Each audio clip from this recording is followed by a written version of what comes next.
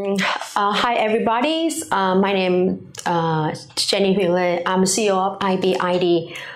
We are focusing on EB-5 investment for the past 10 years. So today I have the opportunity to talk with Matthew Galati to discuss about the A29 application. So I heard the rumor that from Vietnamese market that there is a regional center has been terminated. That affects on their A29 applications of many Vietnamese investors that lead to the denial of A29. So since IBID have many clients who successfully resides in the US waiting for A29 adjudication, so they are worried about what should they do if their A29 application be denied by US CIS. Yeah. So I would like to understand a little bit. Sure. What makes the US CIS deny A29 applications? Let me preface my comments by saying I've known you for 7 years, right? And you're definitely talking about clients that are not IBID investors at the moment. This is not right? my client at all. And we're not, I don't want to tempt fate here or anything like that, but I know that you've done amazing due diligence on the projects way back at the 526 stage, right? And so I think the risk of IA29 denials, at least knowing you, knowing our mutual track record together, is very low, right? Not zero, nothing's ever zero, but it's very, very low. So let me preface my comments with that. Obviously, an A29 denial is very, very bad. It is the end of the road immigration-wise, but it also could subject the investor to deportation, right? And nobody wants that, especially after they've already moved to the United States, completed the conditional residency period, started new lives there. Maybe they have new spouses, new children, new they businesses. already settled out their life in the U.S. for like many years, and now they get like, this is like, I don't think anybody can stand with the decision because they don't prepare for that. So the law says that if your 829 is denied, the government must, they don't, but must place you into deportation proceedings. Right? Removal proceedings, as we call them, a term of art. During the removal proceedings, it's the government attorneys that have the burden to show that you should be deported from the United States, that you didn't comply with EB-5 in one way or the other. These are extremely rare. They have them. I've dealt with them in the past, but it's not something that's come across my desk in over a decade, right? So when you're dealing with those removal proceedings, you will have the opportunity of getting an immigration judge to look at your petition and potentially overturn the government's initial decision. In the past, we've found that it's possible to negotiate with the government attorneys. Again, this is very standard deportation courts. So finding an EB-5 investor in deportation court that hasn't committed a crime or some sort of drug or immigration violation is very, very, very rare, right? These are mostly people that have overstayed visas, or they filed for asylum and it didn't work out, or they committed crimes, but usually not EB-5 immigrants. So there is possibilities for negotiation there. That being said, as I mentioned, the government doesn't always, even though they're supposed to, they doesn't always initiate deportation proceedings. During that time period, the USCIS policy manual and relevant case law says that the immigrant investors still remain conditional permanent residents. They still remain conditional permanent status. And what they are entitled to is continued evidence of that status. So obviously the receipt notices don't work anymore after denial, but you can go to USCIS and get a stamp in your passport that for all intents and purposes serves as a green card, still be able to work, still be able to travel, unless and until a judge takes that away from you. And for some investors with denied A29s, they never go into deportation court. The government has enough problems with our immigration courts. There's no sense in putting innocent EB-5 investors there. So that's that side of the equation. There's no appeal of a denied 829. You can't appeal it to USCIS. No appeal of that? No. But if deportation has not started, the court proceedings haven't started, you have multiple options. One, you could file a motion to reconsider and try to get the government to reconsider. And we've done that before successfully.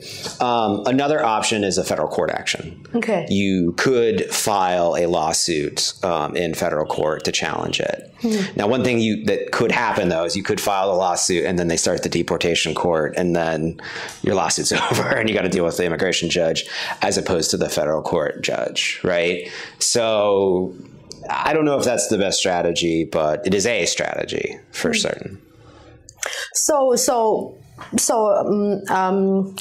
according to your information, so if 829 get denied by USCIS, a good way or not a good way to file the lawsuit to the federal court? It's really going to depend on the circumstances. You know, something else I want to touch on too is that the RIA does have some pretty robust protections for investors who were victims of fraud.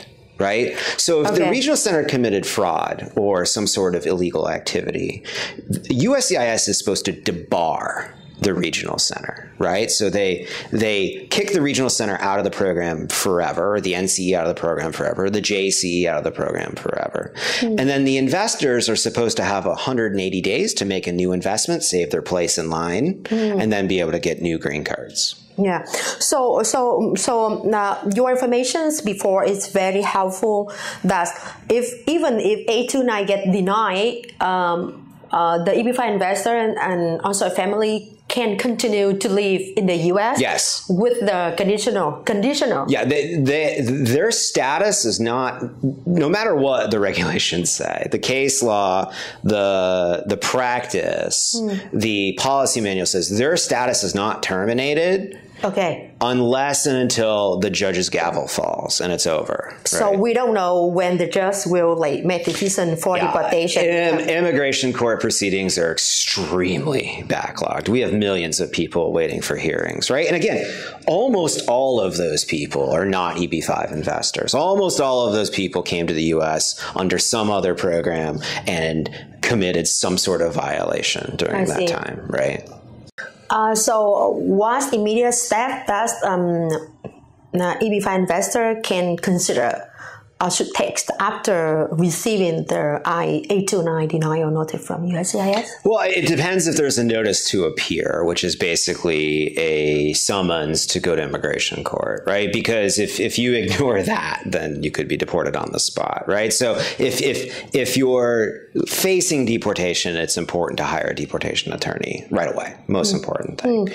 Other things that could be considered, I did mention a lawsuit based on the denial, a motion to reopen, and perhaps pressing USCIS to issue debarment against the regional center, allow the RIA's provisions to protect innocent investors to kick in. I think that's something that could be done. Now, look, it's November 2023. I'm not aware of any regional center that's been debarred. I'm not aware of any published policy on how debarment works. I'm not. There's no application for it. There's no hotline for it. I don't know if you contact USCIS versus email, demand letter. I don't know how it's done, right? It might take a mandamus lawsuit on debarment to get the debarment done, right? And I think that the agency needs to give us a lot more information about that in this regard. I am aware of one regional center that is moving forward with the debarment. And so in an effort to protect their investors from a project that's failed, and I think that'll provide an interesting case study on how debarment works. Yeah. So what alternative options for immigration that they can consider after receiving the denial? If there's a basis to adjust status on something else in deportation court, they can take that option. Right? So say hypothetically I'm an investor, my 829 was unfortunately denied. But while I was a conditional permanent resident, I married Jenny, and Jenny's a US citizen, right? We can go to deportation court and say, adjust my status from EB-5 investor to immediate relative. So that's one option. Another option could be doing a new EB-5. Another option could be doing EB-2, 3, 4, if that's available. available, right? It just depends on the investor's priority dates and what options are available in that regard. So if the investor do not receive the deportation notice to appear, and then they can file the motion to reopen or the lawsuit that keep them legally stay in the U.S. Well, they would have that anyway. That would be an effort to resolve the 829 denial. But there, like I said, there are plenty of investors, and again, this is a very small percentage of EB-5 investors, but there are plenty of investors that have 829 denials, and the government is saying, we're not going to deport this person. Okay. It's a big pain in the butt because they have to go and get these stamps every year. It's very difficult to prove status when you're traveling, especially to foreign countries. Difficult to prove status for employers, asking questions, why don't you have an actual green card? And so it's certainly not ideal, but there are people that live that way. Okay. So why continue to live in the U.S. with temporary stamp I-551, right? Yes, exactly. On the passport, so they can consider all the alternative immigration, like doing the new EB-5 that keep them stay in the U.S. Because EB-5 investor usually migrate to the U.S. with spouse and children, so they cannot like change status by getting married. Well, the RIA's debarment provisions, I do believe, will protect that, protect against age outs, protect against that. So another option could be looking at debarment if age outs are a possibility. Oh, I see. Yeah. So, if an investor is denied and they must leave the U.S., so do you think it will affect to them if they doing the new EB-5 outside of the U.S.? It means they get deported, get back to Vietnam.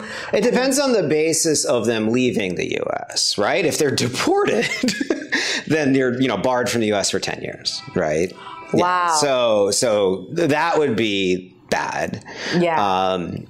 It is possible to negotiate things with the government, things like voluntary departure, for example, to avoid those harsh penalties of deportation, the trauma of deportation. Those are possibilities. It's also possible to just go abroad and renounce your green card, and then it's kind of over anyway. Vietnamese individuals have a lot of challenges getting visitor visas.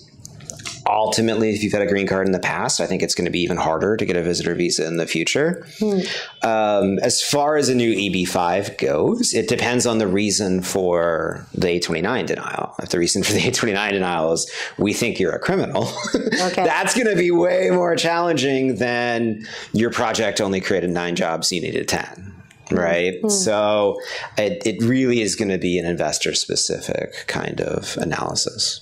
I see. So actually, it's very complicated for like alternative way to continue to live in the U.S. if they get in 829 denial. So I think it's the best way because people are different. People have like different situation, different circumstance, different reasons for denial by USCIS. So I think it's the best way to consult with your immigration lawyer to know more about your specific situations, discuss with them for the other way or other option to continue to live in the U.S. or maybe to legally for other immigration program. Thank you so much. You're very welcome. For your detailed information today. I think it's very helpful. My pleasure. For the who already like reside in the U.S. for many years, and then they just get like shocked by that. I hope that no Vietnamese investor ever fail to the 829 denial. Thank you so much for today.